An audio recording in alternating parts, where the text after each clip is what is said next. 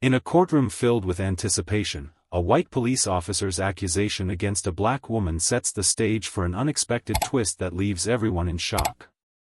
The officer claims the woman resisted arrest and assaulted him, a story so convincing that it has the courtroom hanging on every word, until she takes the stand and turns the entire case on its head.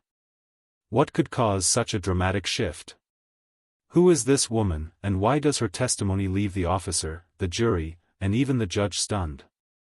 This is the story of how a single lie unraveled, and a quest for justice became a battle for truth.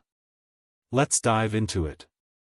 As the early morning sun filtered through the heavy courtroom drapes, long shadows stretched across the polished wooden floor. The room, grand in design, still felt oppressive. Rows of wooden benches were filled with a mixture of curious spectators, townsfolk, journalists furiously jotting down notes, and a few faces marked by quiet tension. Among them sat Monica Jackson, her calm demeanor hiding the inner turmoil. Her dark brown skin glowed softly under the artificial lights, and her neatly braided hair rested on her shoulders. Monica sat tall, her back straight as if guided by an invisible string, her hands clasped lightly in front of her. She wore a crisp white blouse and black slacks, a deliberate choice to present an image of humility and respect. Yet, her sharp eyes scanned the room with precision, taking in every face, every movement. To the casual observer, she might have seemed like just another defendant, but to the astute, there was something different about her, a quiet intensity that didn't seem to belong to someone accused of a violent crime.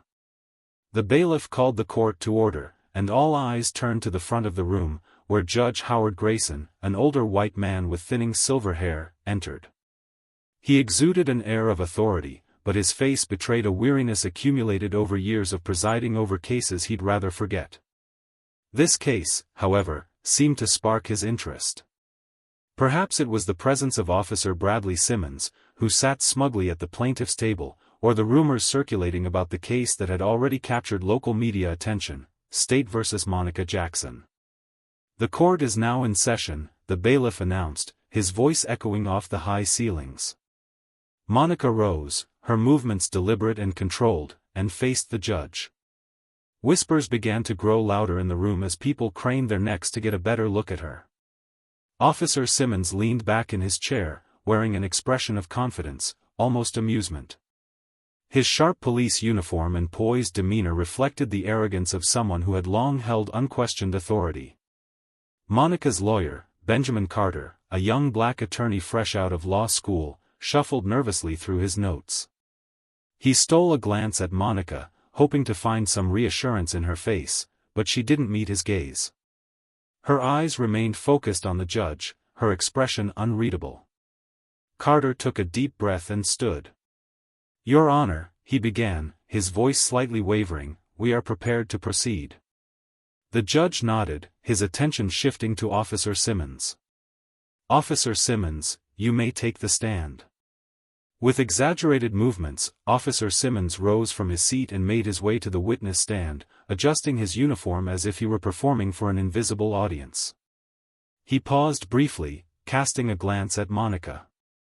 His smirk was faint but unmistakable, like a predator confident in his capture. As he took the oath, Monica studied him. She observed the way his fingers fidgeted slightly, the subtle shift in his posture, the minute signs of discomfort that betrayed his confident exterior. What Officer Simmons didn't know was that Monica Jackson wasn't the person he thought she was. What followed would prove to be a revelation that none in the courtroom would soon forget. As Officer Simmons sat down, his posture seemed to reveal more than he intended. These were details most people would overlook, but Monica catalogued them with the precision of someone trained to read body language. She didn't flinch. She didn't move. She simply observed as Simmons began his testimony, his voice steady and loud enough to carry across the courtroom.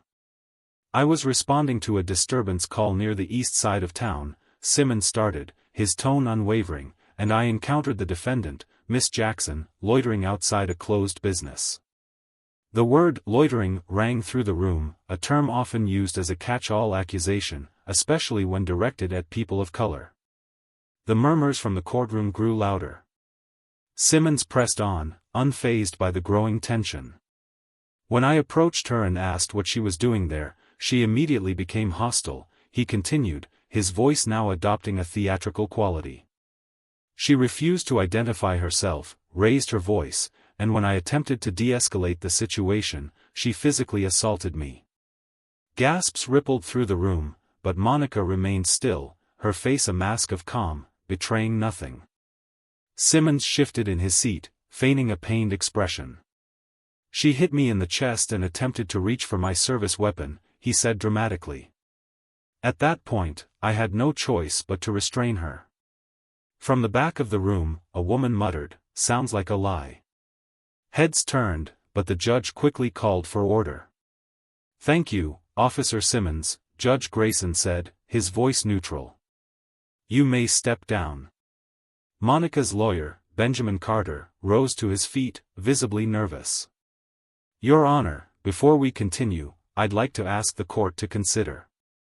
"Save it for your cross-examination, Mr. Carter," the judge interrupted. "Let's move on." Monica exhaled softly, her patience being tested. She didn't let it show.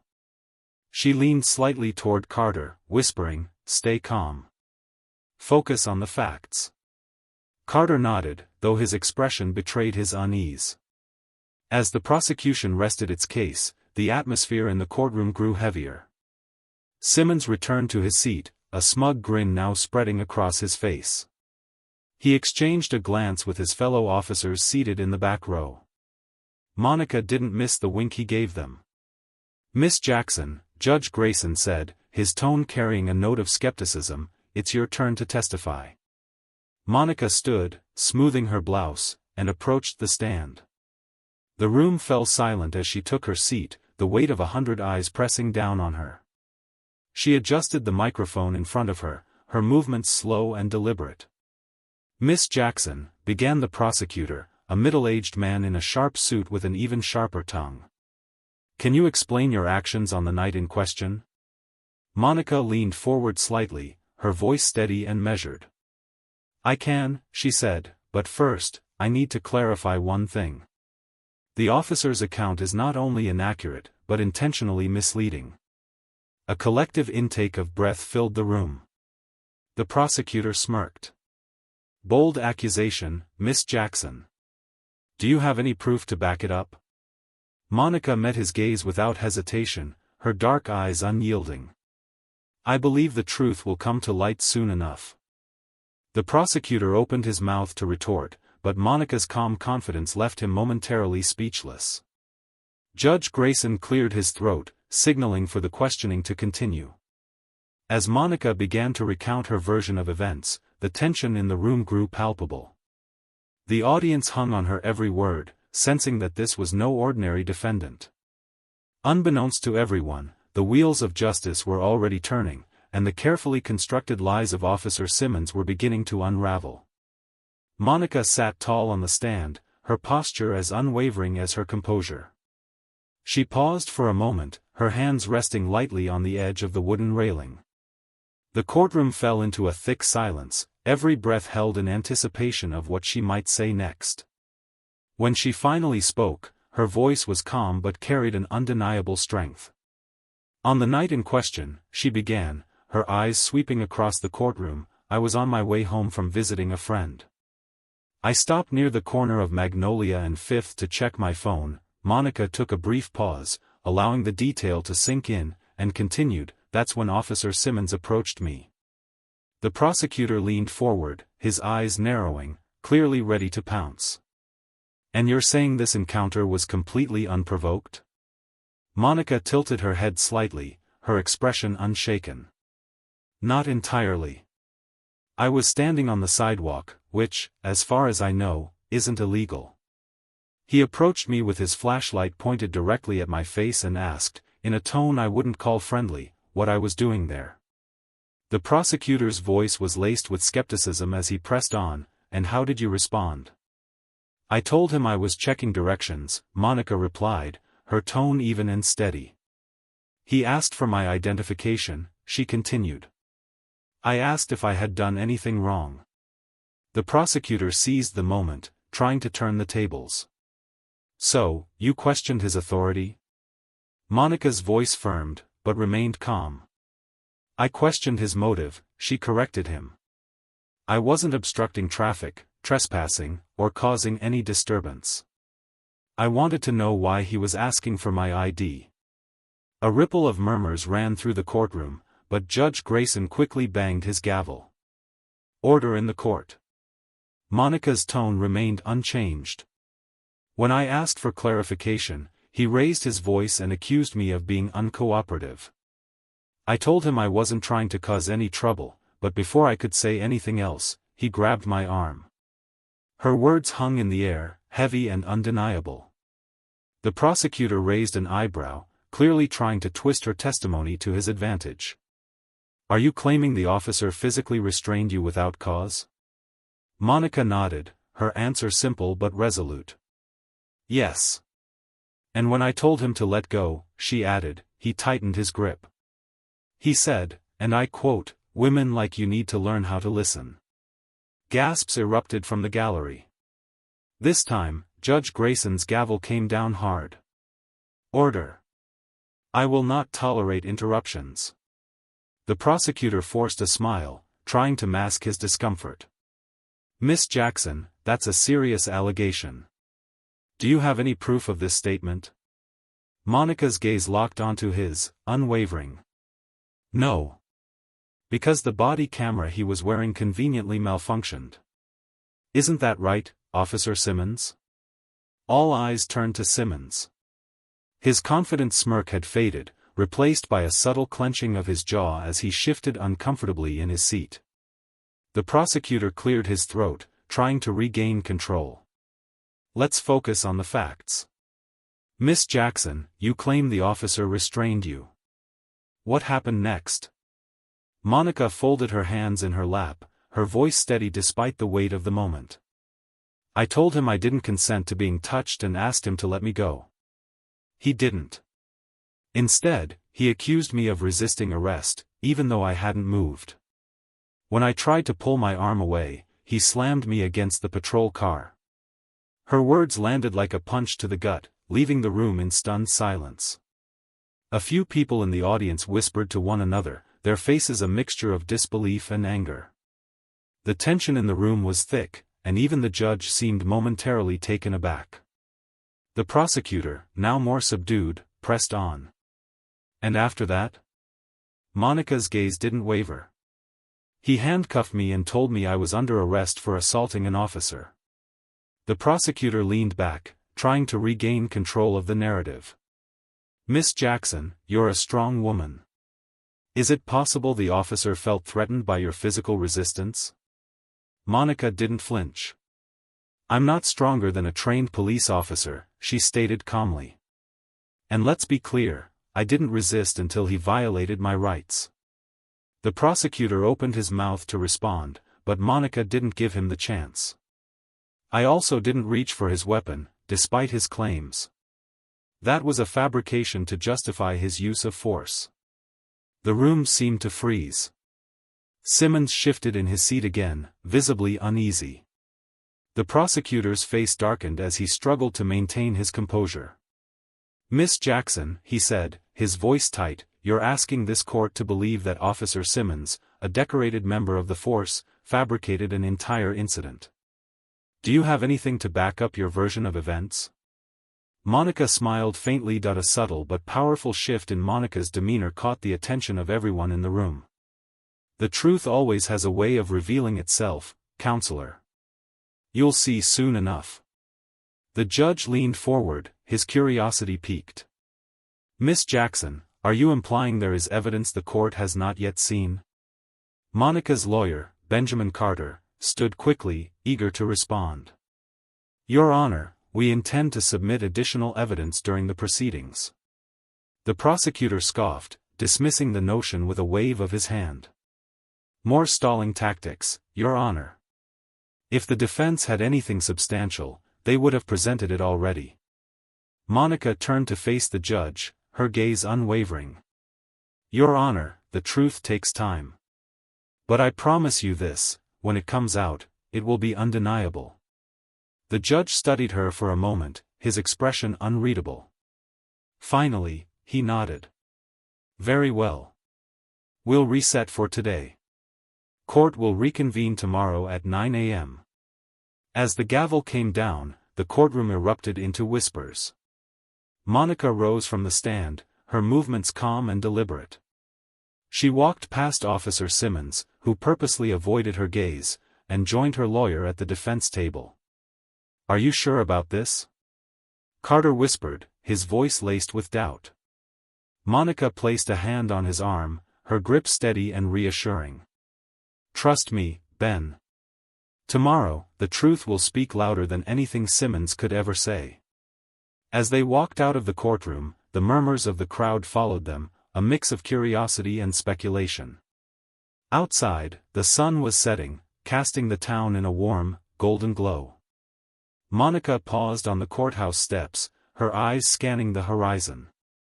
The fight was far from over, but she was ready. She had always been ready. The courthouse emptied slowly, the day's tension still clinging to the air like a heavy fog. Monica stood at the edge of the courthouse steps, her silhouette framed against the orange hues of the setting sun. The hum of conversation and the shuffle of feet surrounded her, but she tuned it all out, her focus inward.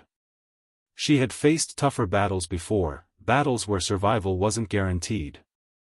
But there was something uniquely suffocating about fighting in a courtroom where the truth could be buried under lies. Benjamin Carter appeared at her side, his face a portrait of concern. The young lawyer clutched his briefcase tightly, as though it contained not just papers, but the weight of his responsibility to her. Monica, he said hesitantly, his voice low enough to avoid drawing attention. We need to talk. She turned her head slightly, her gaze calm but unyielding. What's on your mind, Ben? He exhaled deeply, his breath visible in the cool evening air. You have to tell me what you're holding back. The judge knows it, the prosecutor knows it, and Simmons, he's getting nervous. Whatever ace you're hiding, I need to know before we walk back into that courtroom tomorrow. Monica's lips curved into the faintest of smiles. You'll know when the time is right. That's not enough, he pressed, lowering his voice even further. I'm your lawyer. If we're going to win this, I need to be prepared for whatever bombshell you're planning to drop. She studied him for a moment, the weight of her silence pressing down on him like a physical force. Finally, she nodded. Meet me at my house tonight. I'll tell you everything.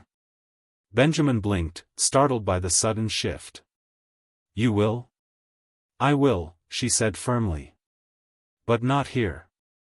Monica's modest home sat on the outskirts of town, surrounded by tall oak trees that swayed gently in the night breeze. The faint glow of a porch light illuminated the walkway, casting long shadows across the gravel path. Benjamin pulled up in his car, stepping out cautiously. The quiet of the area was almost unnerving after the chaos of the courtroom. He knocked lightly on the door, and Monica answered almost immediately, as though she'd been standing there waiting. She wore a simple navy sweatshirt and black leggings, a stark contrast to the poised appearance she'd maintained earlier in the day. Her hair was tied back, and her expression was unreadable. Come in, she said, stepping aside. Benjamin entered, his eyes scanning the room with a mixture of curiosity and apprehension. The silence between them was thick, as if both of them understood that tonight, everything was about to change. Scanning the space, Benjamin took in the living room's neat and sparse decor, the only personal touches being a few carefully selected items. A framed photograph on the wall showed a younger Monica in her navy uniform, her arm around an older man in a similar uniform. A folded American flag sat in a glass case on the mantel, and a bookshelf filled with titles on leadership, strategy, and history stood against the wall. You live alone? He asked, more out of curiosity than anything else. For now, Monica replied, gesturing for him to sit on the couch. Drink? No, I'm fine, Benjamin said, sitting down stiffly and setting his briefcase at his feet. I'm here for answers, Monica. No distractions. She smirked faintly, appreciating his determination. Fair enough. With that, she moved to the bookshelf and pulled out a leather-bound folder. It was worn from years of use but still well-maintained, the edges slightly frayed. She placed it on the coffee table in front of him and sat across from him in a chair. Benjamin eyed the folder but didn't immediately reach for it. "What's this?" "My service record," she said simply. "Everything you need to know about me." He hesitated. "You're serious? You're just giving it to me?" "You're my lawyer," she said, her voice steady. "You need to know who you're defending." Benjamin opened the folder carefully, his fingers brushing against the pages inside. The documents were neatly organized: discharge papers, commendations, training certifications. As he flipped through the pages, his eyes widened. "Wait," he muttered, turning the pages faster. "You were a Navy SEAL?" She nodded, finishing the sentence for him. "Lieutenant Commander, retired." He stared at her, his mouth slightly open. "Monica, this changes everything. Why didn't you tell me before?" "Because it's not just about who I was," she replied, leaning forward, her voice taking on a more serious tone. "It's about what Simmons represents. This isn't just my fight, Ben. It's about exposing the kind of corruption and bias that allows people like him to get away with this." Benjamin ran a hand through his hair, his mind racing. "The prosecutor's going to lose it when this comes out. And Simmons, he'll crumble."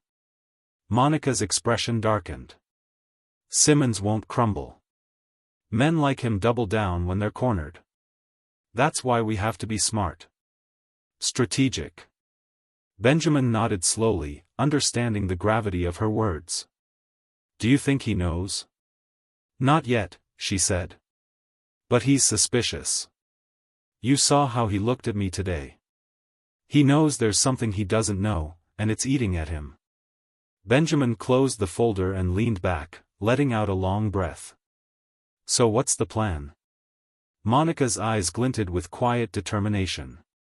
"Tomorrow, we show the court the truth. But we don't just expose Simmons for lying. We expose the system that enables him." "How do we do that?" he asked, leaning forward.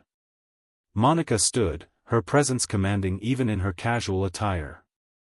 She walked to the mantel, picking up the folded flag. She turned it over in her hands, then looked back at him. "We make them see me, not as a defendant, but as the woman who spent 20 years protecting the very freedoms that man tried to strip from me." Her voice was steady, but there was an edge to it, a quiet storm brewing beneath her calm exterior. Benjamin felt a chill run down his spine, not from fear, but from the sheer force of her resolve. "Monica," he said softly, "tomorrow's going to be a fight." She placed the flag back on the mantel, her hand lingering on it for a moment before she turned to him. Her eyes were fierce. "I've been fighting my whole life, Ben. Tomorrow's just another battle." The next morning, the courthouse loomed in the pale gray light of dawn, its imposing facade casting long shadows over the bustling crowd that had gathered on the steps. News of the trial had spread quickly overnight, whispers turning into a roar of speculation. The gallery was filled with spectators, journalists scribbling furiously in notepads, community members eager to witness justice, and Simmons's fellow officers, who lined the back row in a silent show of support for their comrade. Inside the courtroom, the air hummed with anticipation. The atmosphere was tense and electric. Monica sat at the defense table, her expression unreadable but resolute, every inch the woman who had lived a life of service and dedication, ready to face whatever came next. Calm but focused, Monica sat in the courtroom, her navy blue blazer and neatly pressed white shirt exuding a commanding presence, one that seemed to silence the room before the judge even entered. Beside her, Benjamin Carter flipped through his notes, his nerves betrayed by the subtle tapping of his pen against the table. "Are you ready for this?" he asked in a low voice, glancing at her. Monica turned her head slightly, her gaze unwavering. "I've been ready for years, Ben. Let's give them the truth." The gavel struck, and Judge Grayson entered the room. His stern face surveyed the crowd as he called the session to order. Court is now in session. We will continue with the case of State versus Monica Jackson. The prosecutor, a seasoned man with sharp features and a suit tailored to intimidate, stood first. Your Honor, we intend to reinforce the testimony of Officer Simmons today and present additional evidence to support the charges against the defendant. Monica didn't flinch. Her hands rested lightly on the table, and though she could feel the eyes of the room on her, she remained as steady as a rock in the tide. The prosecutor called Simmons to the stand again. His polished demeanor masked the growing tension in the room. Simmons adjusted his tie as he walked to the stand, his movements slower than usual, as if weighed down by the scrutiny pressing in from every angle. Officer Simmons, the prosecutor began, his voice firm but measured, please remind the court of the events that led to the defendant's arrest. Simmons cleared his throat, his voice carrying a hint of strain. As I stated before, I encountered the defendant near a closed business. She was acting suspiciously, refused to identify herself, and became physically aggressive when I attempted to question her. And you stand by your account of her behavior? The prosecutor pressed. I do, Simmons replied, his eyes flicking toward Monica for the briefest of moments. The prosecutor nodded, satisfied. Thank you, Officer Simmons. No further questions. Benjamin rose slowly, his expression unreadable. He adjusted his tie and approached the stand with deliberate steps, each one echoing in the silent courtroom. Officer Simmons, Benjamin began, his voice calm but carrying an edge that made Simmons shift slightly in his seat, you testified that my client became aggressive and attempted to reach for your weapon. Is that correct? That's correct, Simmons replied, his voice steady but his posture rigid. And yet, Benjamin continued, you also stated that your body camera malfunctioned during the incident. Convenient, wouldn't you say? Simmons' jaw tightened. It was an unfortunate coincidence. Equipment malfunctions happen. Of course they do, Benjamin nodded slightly. But you've been on the force for what, 10 years? How often has your body camera malfunctioned during an arrest? Simmons hesitated, his eyes narrowing. Not often, but it happened this time. Benjamin pressed, during an arrest where you claimed the defendant behaved so aggressively that you feared for your safety? Yes, Simmons said, his voice hardening. Benjamin turned, pacing slowly in front of the jury. And is it also a coincidence, Officer Simmons, that a witness in the area captured part of this encounter on their phone? The courtroom erupted into whispers. The gallery leaned forward as if they could will the evidence into existence. Judge Grayson struck his gavel sharply. Order, the judge barked. Mr. Carter, if you have evidence, present it. Benjamin returned to the defense table, retrieving a USB drive. Your Honor, the defense submits video evidence recorded by a bystander during the arrest. The prosecutor shot to his feet. Your Honor, this is highly irregular. The defense should have submitted this earlier. Sit down, Judge Grayson interrupted, his tone leaving no room for argument. Let's see the footage. The bailiff took the drive and inserted it into the courtroom's media system. The screen on the wall flickered to life, and the room fell into a hushed silence. Everyone's attention was fixed on the footage, and for the first time, the tide seemed to shift. The truth was about to be revealed. The room fell into a heavy silence as the footage played.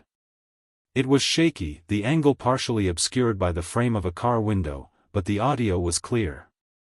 Simmons's voice rang out, sharp and commanding. Don't make this harder than it needs to be, he said, his hand gripping Monica's arm. Her voice followed, calm but firm, I'm not resisting. Let go of my arm. The crowd watched, riveted, as Simmons shoved Monica against the patrol car. His words now were biting, unmistakable, women like you don't get to question me. The courtroom erupted again, louder this time. Judge Grayson banged his gavel repeatedly, his face darkening with frustration.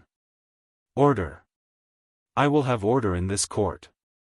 The courtroom emptied slowly for recess, but the tension lingered in the air like a storm waiting to break. Monica sat silently at the defense table, her calm demeanor unshaken by the chaos the video evidence had unleashed. Beside her, Benjamin paced, his hands moving in erratic gestures as he muttered under his breath. "This is huge," Benjamin said, finally stopping to face her. That footage just tore his testimony apart.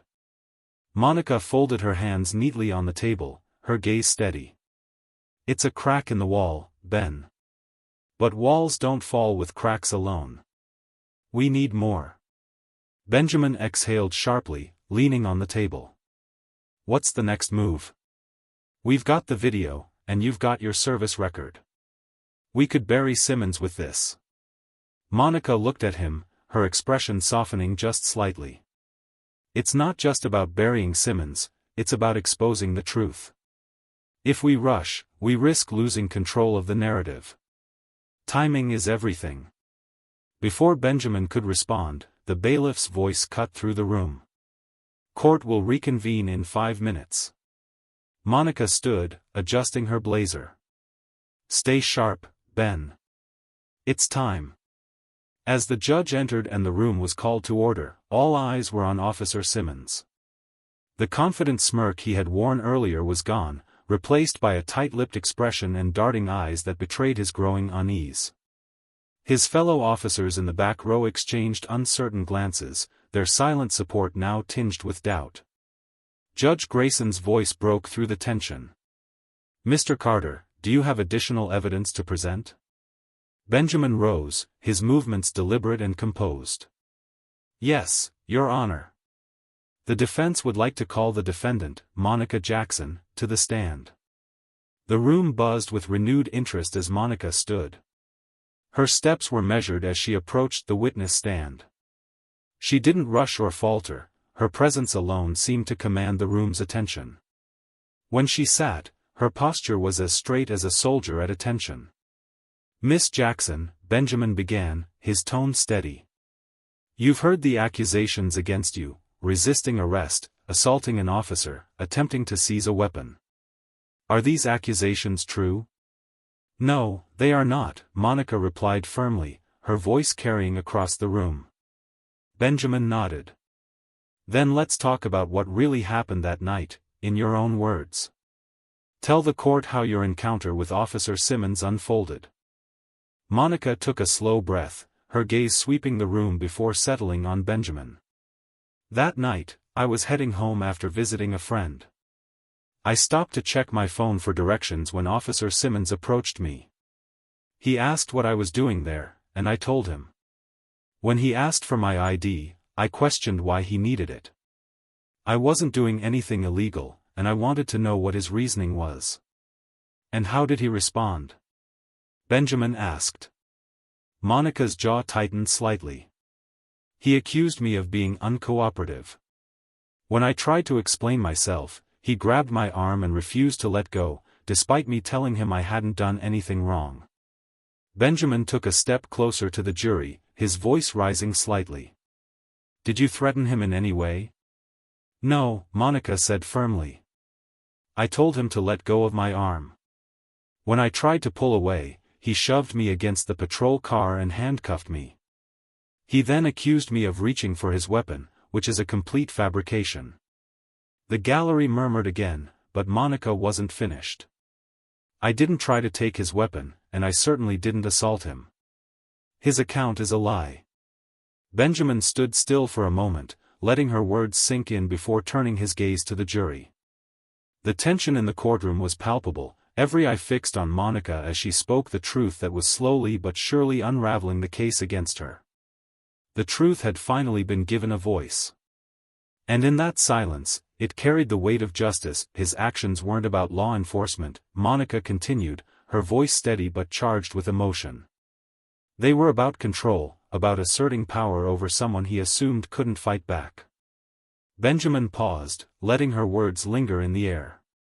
"Miss Jackson, there's been a lot of speculation about your background. The prosecution has painted you as an ordinary civilian who suddenly turned violent. Is there more to your story that the court should know?" Monica's eyes met Benjamin's, and for the first time, her calm exterior gave way to a flicker of something deeper: resolve, strength, and perhaps even a hint of anger. "Yes," she said, her voice carrying the weight of decades of experience. "There is more." The room held its collective breath as Monica leaned forward slightly, her hands resting on the edge of the stand. "I am Lieutenant Commander Monica Jackson, retired Navy SEAL," she announced, her voice cutting through the silence like a blade. "I served my country for 20 years, including in some of the most dangerous combat zones in the world. I've led teams on missions that required discipline, precision, and strength, qualities that I carry with me every day." Gasps rippled through the courtroom, followed by a stunned silence. Even Judge Grayson seemed momentarily taken aback, his gavel frozen in midair. Simmons' face turned pale, his jaw tightening as if he were physically holding back his reaction. Benjamin stepped forward, his voice rising. "Miss Jackson, as a Navy SEAL, you were trained to handle high-pressure situations. Did you use any of that training during your encounter with Officer Simmons?" "Yes," Monica said without hesitation. "I used it to stay calm, to de-escalate the situation, and to protect myself from harm without resorting to violence." "And did you at any point attempt to harm Officer Simmons or reach for his weapon?" Benjamin asked. "No," Monica said, her voice firm. "My training taught me how to assess threats and respond appropriately. Simmons wasn't a threat to my safety. He was a threat to my dignity, and I refused to let him strip me of that." The courtroom erupted once more, louder this time, as the weight of Monica's words settled over the room. The judge banged his gavel repeatedly, his face a mixture of frustration and awe. "Order. I will have order in this court." When the noise subsided, Benjamin turned to the jury, his voice steady but filled with conviction. "Ladies and gentlemen of the jury, you've heard Officer Simmons' version of events, and now you've heard the truth from a woman who has spent her life defending this country. The question you need to ask yourselves is simple: who do you believe?" The prosecutor remained seated, his face pale, his eyes fixed on the table in front of him. Simmons stared straight ahead, his hands clenched tightly on the arms of his chair. As Monica stepped down from the stand, the weight of her testimony lingered in the room. She returned to her seat, her head held high, and leaned toward Benjamin. "Now," she said softly, "let's see how long that wall holds." The tension in the courtroom was almost suffocating. Officer Bradley Simmons sat at the plaintiff's table, his face pale and glistening with a sheen of sweat. The composure he had carried into the courtroom earlier was gone, replaced by the faint tremble in his hands as he gripped the edge of the table. His fellow officers, who had been a silent wall of support in the back row, exchanged uneasy glances. They had come to see justice served, or so they thought. But now, doubts were creeping into their minds like unwelcome shadows. The judge, his usually stoic face showing hints of weariness, looked over the room before turning to Simmons' lawyer.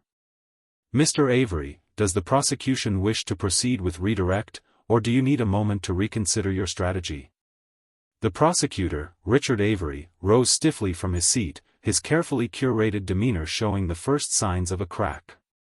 He adjusted his tie as if tightening a noose and stepped forward, clearly struggling to maintain control of the situation. Toward the witness stand, Simmons walked slowly, his movements stiff, as if weighed down by the growing scrutiny. His usual sharp, commanding voice now carried a faint edge of desperation. "Your Honor," he began, "we intend to call Officer Simmons back to the stand to clarify some inconsistencies." The judge nodded, his eyes narrowing slightly. "Proceed." Simmons avoided Monica's gaze as he walked to the stand, his eyes focused elsewhere. When he finally sat down, his hand trembled as he adjusted the microphone, a gesture that didn't go unnoticed by the jury. Avery, stepping forward with a forced smile, approached the stand. "Officer Simmons, you've heard the defendant's testimony and her claims regarding your conduct. Do you have anything to say in response?"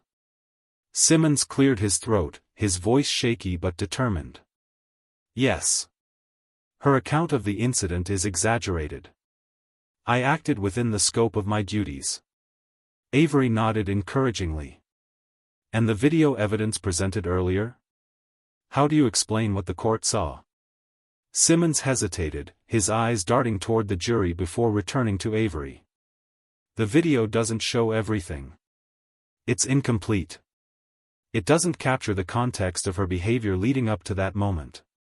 And what context would that be? Avery pressed, his tone tightening. She was defiant, Simmons said, his voice growing louder, as if trying to regain some control. She refused to cooperate and challenged my authority. I had to act decisively to maintain order. Monica watched him with a look that bordered on pity.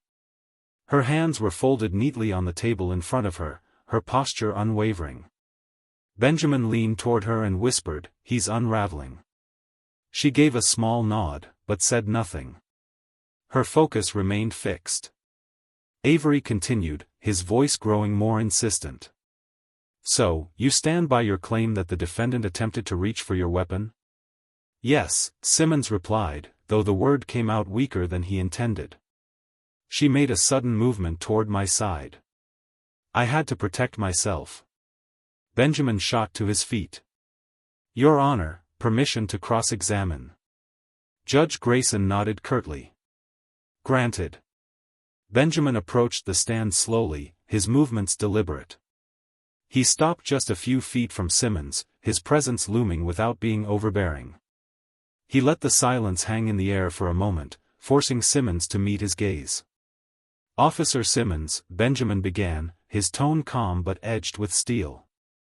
"You've testified multiple times that my client reached for your weapon. Is that correct?" "Yes," Simmons replied, though his voice lacked its earlier conviction. "And yet," Benjamin continued, "you provided no physical evidence to support this claim. No fingerprints on your holster. No corroborating testimony. Just your word." Simmons' jaw tightened. "I know what I saw." Benjamin nodded slowly, as if considering the statement. "You know what you saw," he repeated. "But the court has seen something else. Video evidence that contradicts your account. Evidence that shows my client was calm and cooperative until you escalated the situation." "That video doesn't tell the whole story," Simmons said, his voice rising. "It's taken out of context." Benjamin tilted his head slightly. "Out of context?" he asked, then turned to the jury, his voice growing louder.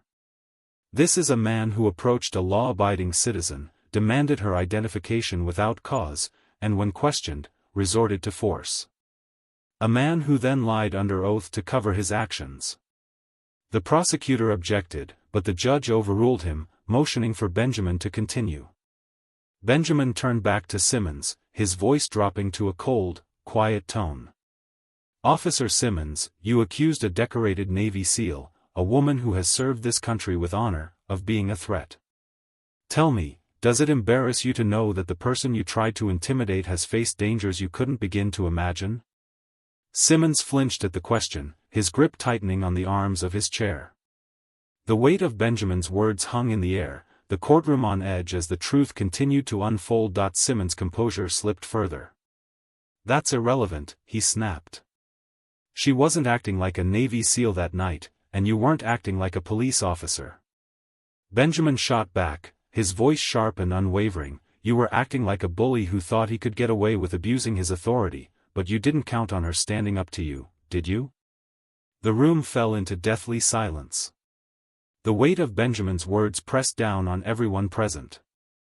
Simmons opened his mouth to respond, but no words came out. Benjamin turned to the judge. "Your Honor, I have no further questions." Simmons stepped down from the stand, his shoulders slumped as he returned to his seat. His fellow officers avoided his gaze, their earlier confidence now replaced with doubt. Monica watched him for a moment before leaning toward Benjamin. "The walls are starting to crumble." Benjamin nodded, a small smile tugging at the corner of his lips. "Let's finish the job." The courtroom was heavy with silence as Officer Bradley Simmons returned to his seat. His confident facade had crumbled, and he now looked like a man walking the edge of a cliff about to collapse. The air in the room was dense, charged with unspoken tension. The jury exchanged glances, their expressions betraying growing unease. Even Judge Grayson, typically stoic and detached, leaned forward slightly, as though sensing the tide turning in ways even he hadn't anticipated. At the defense table, Monica sat unmoving, her composure a stark contrast to Simmons' unraveling. Her calm presence had begun to feel almost imposing, a quiet strength that filled the room more effectively than any words could. Benjamin Carter flipped through his notes one last time, his jaw tightening in determination. This wasn't just a case to him anymore, it was a reckoning. Judge Grayson cleared his throat, breaking the tense silence. "Mr. Carter," he said, his voice carrying a note of caution. "The defense may proceed." Benjamin stood, buttoning his jacket before addressing the court. "Your Honor, the defense has one final piece of evidence to present. Evidence that will leave no doubt as to what truly happened on the night of my client's arrest." The gallery buzzed with whispers. Spectators craned their necks to see what would come next. Simmons shifted uncomfortably in his seat, his knuckles white as he gripped the table. The prosecutor, Richard Avery, visibly tensed, his earlier confidence replaced with wary suspicion. Monica remained still, her gaze steady as Benjamin retrieved a file from his briefcase. He held it up for the jury to see. "Ladies and gentlemen of the jury," he began, his voice steady but firm. "What you've heard in this courtroom over the past few days is a tale of two stories. Officer Simmons would have you believe that my client, a woman with no prior criminal record and a career dedicated to serving her country, suddenly became violent and aggressive for no reason. But the truth is far simpler, and far more troubling." He opened the file and pulled out a series of documents. "This," he said, holding up the first page, "is Officer Simmons's personnel record. And what it reveals is a pattern of behavior that speaks to his credibility, or rather, his lack of it." The prosecutor leapt to his feet. "Your Honor, I object. This is irrelevant to the case at hand." Judge Grayson raised a hand to silence him. "Overruled. Mr. Carter, you may continue." Benjamin nodded and addressed the jury directly. "Over the course of his career, Officer Simmons has been the subject of multiple complaints, excessive force, racial bias, improper conduct. These complaints were either ignored or buried by the department. But today, they come to light." He handed copies of the documents to the jury, who studied them intently. The murmurs in the gallery grew louder, and even the judge's expression darkened as he scanned the pages in front of him. "Let me be clear," Benjamin said, his voice rising slightly. "This is not just about one bad decision. This is about a pattern of abuse. A pattern that culminated in the false arrest and mistreatment of my client." Benjamin paused, letting the weight of his words settle over the room. He then turned toward Monica. "And now, it's time for her to speak her truth." Monica rose slowly, her movements deliberate and controlled. She walked to the front of the courtroom, standing tall and commanding as she addressed the jury. "My name is Lieutenant Commander Monica Jackson," she began, her voice clear and steady. "For 20 years, I served in the United States Navy as a SEAL. I've been to places most people can't imagine, faced dangers most people will never know, and through it all, I've held myself to the highest standards of integrity and discipline." Her eyes swept over the jury, each word carrying the weight of her experience. "I have faced enemies on the battlefield, but I never thought I would face one in my own country. That night, I wasn't a threat. I wasn't breaking any laws. I was simply existing, something that, for people like me, often feels like a crime in itself." The gallery was silent now. The earlier murmurs were replaced by a palpable sense of shame and reflection. Monica continued, her voice unwavering. "Officer Simmons didn't see me as a person, he saw me as a target, a means to assert his power and control. But what he didn't see was my strength, my resolve, and my refusal to be silenced." She turned to face Simmons directly, her gaze piercing. "You underestimated me, Officer Simmons, but more importantly, you underestimated the truth. And the truth has a way of coming to light. Simmons looked away, his face flushed with humiliation. The jury's eyes followed Monica, their expressions a mixture of awe and anger, not at her, but at the system that had allowed this to happen. Monica turned back to the judge. "Your Honor, I fought for this country. I fought for justice. And I'm here today to fight, not just for myself, but for every person who has ever been wronged by those sworn to protect them." The room erupted into applause, despite the judge's gavel striking repeatedly. "Order!" Judge Grayson barked, though even he couldn't hide the respect in his eyes as he looked at Monica. Benjamin stepped forward, placing a hand on her shoulder. "Thank you, Lieutenant Commander Jackson. No further questions." As Monica returned to her seat, the energy in the courtroom shifted. The jury looked at her with newfound respect, their earlier skepticism replaced by conviction. Simmons, on the other hand, seemed to shrink in his chair, his earlier bravado now a distant memory. Judge Grayson leaned forward, his voice heavy with finality. "We will now move to closing arguments, and I suggest both parties choose their words carefully." The courtroom felt like it was holding its breath. The tension was thick, the silence heavy, as the prosecutor, Richard Avery, rose to deliver his closing argument. He adjusted his tie nervously and approached the jury, his usual confidence replaced with strained composure. "Ladies and gentlemen," Avery began, his voice measured but lacking its earlier vigor, "what we've seen here today is a complex case. While the defense has worked hard to paint Officer Simmons as a man with a questionable record, I urge you to consider the broader picture. Law enforcement officers make split-second decisions every day, often under difficult circumstances." He paused, his gaze flickering toward Simmons, whose face was a pale mask of unease. "Officer Simmons believes he was acting in the best interest of public safety," Avery admitted. "Mistakes may have been made, but that does not change the fact that Officer Simmons was doing his job.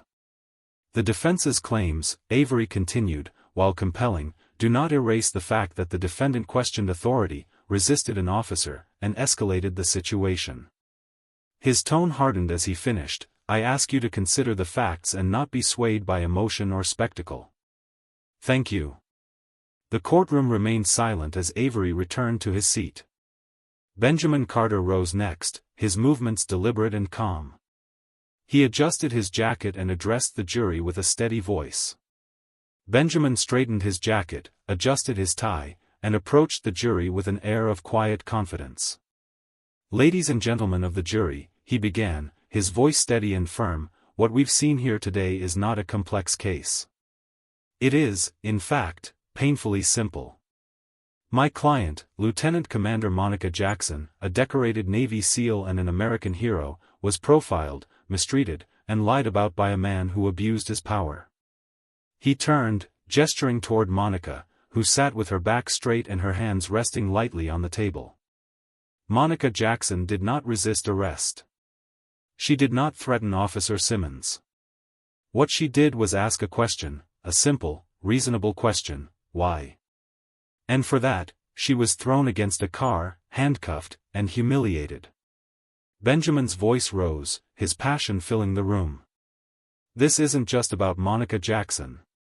It's about accountability.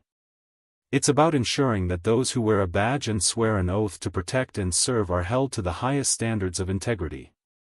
Because when they fail to do so, the entire system fails." He took a step closer to the jury, lowering his voice for emphasis. "Today, you have the power to send a message that no one, not even an officer of the law, is above accountability. That justice is not just a word we say, but a principle we uphold. I trust you to make the right decision." Benjamin returned to his seat, and the courtroom fell into a heavy silence as Judge Grayson gave his instructions to the jury. Then they were dismissed to deliberate. The hours felt like days. Monica sat in the courthouse hallway, her hands clasped tightly in her lap. Benjamin paced back and forth, his brow furrowed in thought. The low hum of conversation from nearby spectators and reporters filled the space, but Monica tuned it all out. "Do you think they'll see the truth?" Benjamin asked, breaking the silence. Monica looked up at him, her expression calm but resolute. They don't need to see it, Ben. They need to feel it. The truth has a way of making itself known. Benjamin nodded, though his nerves were evident. Before either of them could say more, the bailiff appeared in the doorway. The jury has reached a verdict. The courtroom was packed as everyone filed back in. The tension was almost unbearable. Monica stood beside Benjamin at the defense table, her face an unreadable mask. Across the room, Simmons sat stiffly, his eyes fixed on the jury box. The foreperson of the jury, a middle-aged woman with kind eyes and a serious expression, stood as the judge addressed her. Has the jury reached a verdict? Yes, Your Honor, she replied, her voice steady.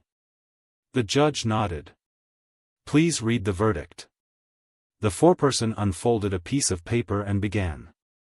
In the case of State versus Monica Jackson, we find the defendant not guilty on all charges. A wave of emotion rippled through the room. Gasps, murmurs, and even a few quiet cheers broke out before the judge's gavel brought order. Monica exhaled softly, her shoulders relaxing for the first time in days. Benjamin placed a hand on her shoulder, a smile breaking through his otherwise professional demeanor. The foreperson continued. Furthermore, we, the jury, strongly recommend that an investigation into Officer Simmons' conduct be pursued. The judge nodded gravely. The court will take this recommendation under advisement. Officer Simmons, I suggest you retain counsel. This matter is far from over. Outside the courthouse, the media swarmed, cameras flashing and microphones thrust forward, but Monica stood tall. Her presence commanded attention as she addressed the crowd. This isn't just my victory, she said, her voice steady but filled with conviction. This is a victory for accountability, for justice, and for everyone who has ever been silenced by those in power. I didn't fight this battle alone, and I won't stop fighting for others. Benjamin stood beside her, watching with a mixture of pride and admiration. The crowd erupted into applause as Monica turned and walked away, leaving the cameras behind. Months later, Officer Simmons was dismissed from the police force and faced criminal charges for perjury and misconduct. His fellow officers, once loyal to him, distanced themselves as the investigation uncovered more of his abuses. Monica returned to her quiet life, but her name became a symbol of resilience and justice. She was invited to speak at events, her story inspiring others to stand up against injustice. Though she had left the battlefield years ago, Monica Jackson knew that her fight wasn't over. She was ready for whatever came next. Because for her, justice wasn't just an outcome, it was a way of life. And just like that, the truth prevailed. A courageous woman stood her ground, exposing lies and demanding justice in a system designed to silence her. This story isn't just about one victory, it's a reminder that standing up for what's right can change everything. If this story moved you, make sure to subscribe to my channel for more powerful stories like this one. Turn on notifications so you never miss an update, and join me as we uncover more tales of resilience, justice, and redemption. Thanks for watching, and I'll see you in the next one.